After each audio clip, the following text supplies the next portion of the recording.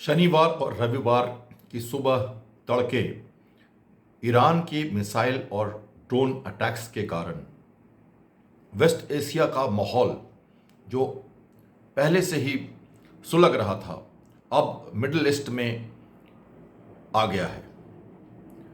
पूरे विश्व की इसकी चिंता है कि ये ईरान का रिटेलिएशन कितना खतरनाक साबित होने वाला है।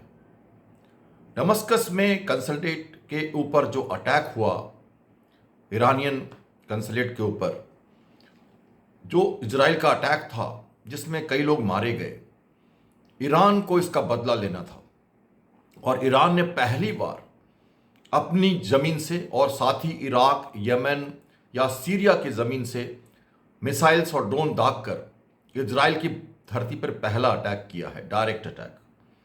इजराइल की बात करें तो इजराइल की भूमिका और हिस्ट्री की बात करें तो इजराइल को ईरान के न्यूक्लियर प्रोग्राम से हमेशा खतरा रहा है और वो इसके पीछे लगातार कार्रवाई करता रहा है।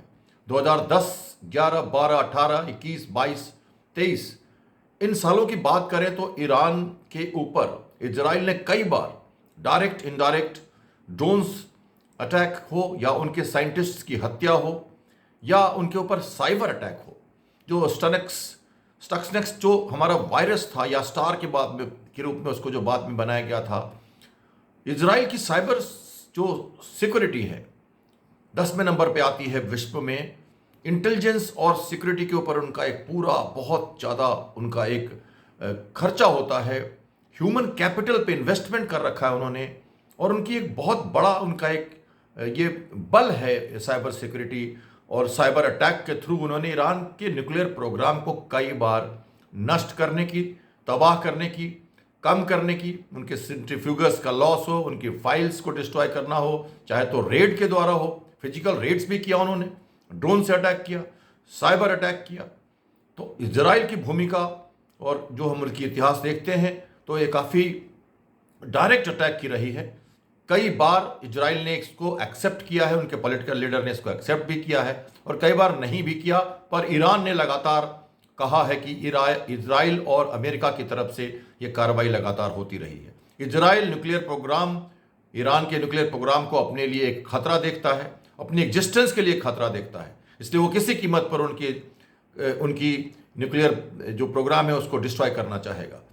अभी नेतन्याहू एक समझदार नेता है, विश्व के कई लोग उनको रेस्ट्रेन कर रहे हैं, यूनाइटेड नेशन हो, यूके हो, यूएसए हो, इवन यूएसए ने कहा है कि हम सपोर्ट नहीं करेंगे। तो देखना यह है कि साइबर अटैक्स या इनडायरेक्ट अटैक के रूप में क्या कोई कार्रवाई नेतन्याहू करते हैं।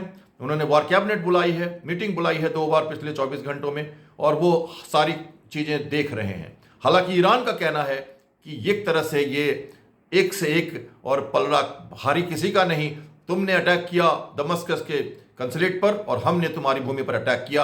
अब ये मामला क्लियर है, अगर दोबारा अटैक होता है तो इससे भी बड़ा अटैक ईरान करेगा जैसा उनका दावा है। तो मेरे समझ से विश्व में अभी रिस्ट्रेन एक क्लिप पे खड़ा है पूरा मिडिल ईस्ट और ब्रेक और रिवर्स गियर्स की जरूरत लग रही है। और मेरे ख्याल से इंडिया ने भी ये कहा है और सब ने ये कहा है कि ये डिप्लोमेसी एंड जो हमारी जो बातचीत के रास्ते से इसे हमें सुलझाना चाहिए और ये अग्रेशन कम करना चाहिए।